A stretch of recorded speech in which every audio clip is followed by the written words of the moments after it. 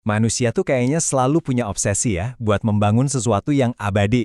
Dari piramida zaman dulu sampai monumen-monumen modern, ada aja karya-karya yang seolah menantang waktu. Nah, hari ini kita bakal kupas tuntas dua daftar paling ikonik dalam sejarah, 7 keajaiban dunia kuno dan yang versi modern. Kita semua pasti pernah dengar kan istilah 7 keajaiban dunia. Tapi, apa aja sih yang sebenarnya masuk dalam daftar aslinya? Ini bukan sekedar bangunan biasa loh. Ini adalah simbol kehebatan, imajinasi, dan kreativitas manusia yang jauh melampaui zamannya. Nah, ini dia nih misteri terbesarnya. Dari 7 bangunan legendaris itu, kok bisa cuma satu yang berhasil melawan gempuran waktu?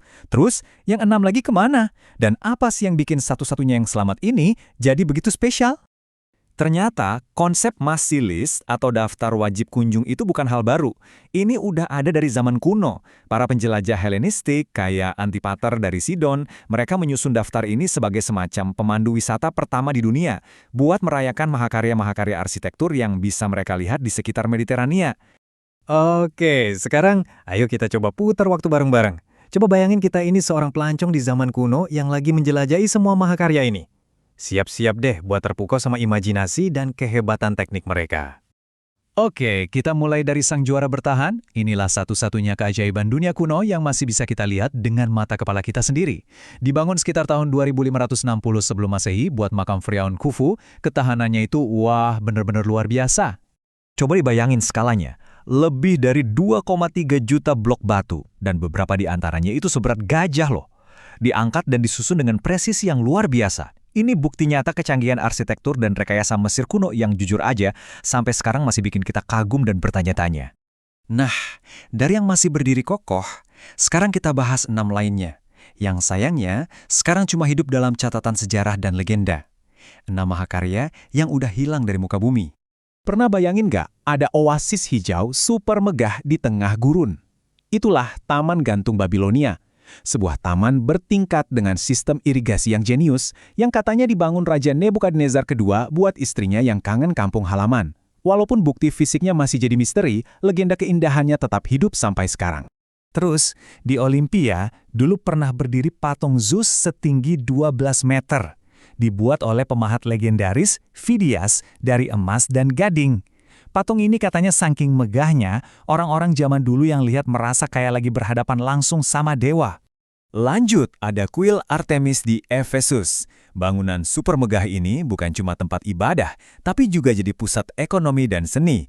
Saking pentingnya, kuil ini sempat hancur dan dibangun lagi beberapa kali sebelum akhirnya benar-benar lenyap. Nah, yang ini dibangun buat menghormati Raja Mausolus. Makamnya ini luar biasa banget, saking luar biasanya, namanya kita pakai sampai sekarang buat menyebut makam yang besar dan megah. Mausoleum. Arsitekturnya sendiri campuran gaya Yunani, Mesir, dan Asia Kecil. Keren ya?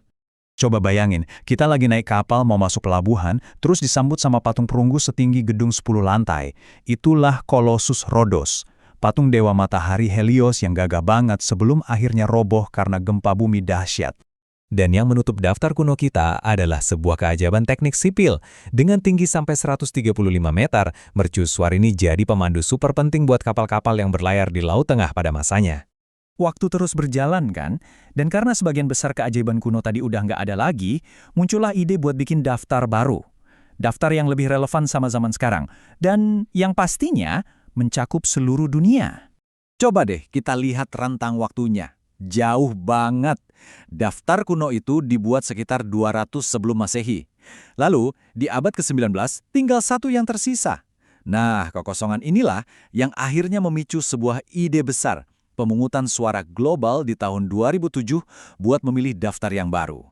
Jadi, gimana caranya daftar baru ini kepilih? Prosesnya diinisiasi sama New Seven Wonders Foundation. Mereka ngadain voting global yang super masif, di mana jutaan orang dari seluruh penjuru dunia ikut milih dari lebih dari 200 nominasi situs bersejarah. Dan hasilnya? Wah, daftarnya bener-bener luar biasa, mewakili kehebatan peradaban dari berbagai penjuru dunia. Yuk kita lihat 7 keajaiban dunia versi modern. Dan inilah dia para pemenangnya.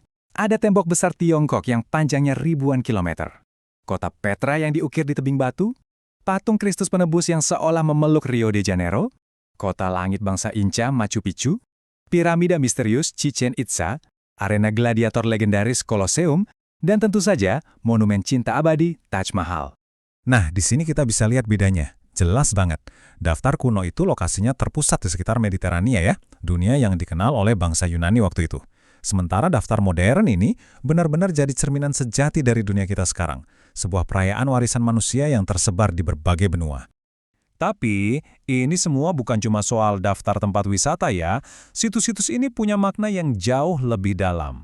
Mereka ini warisan kita bersama, dan menjaganya itu jadi tanggung jawab kita semua. Karena ya, setiap keajaiban dunia ini tuh bukan cuma tumpukan batu biasa. Mereka adalah jejak sejarah yang penuh makna. Mereka mencerminkan kecerdasan teknologi, kemajuan seni, dan juga kekuatan spiritual masyarakat di zaman mereka.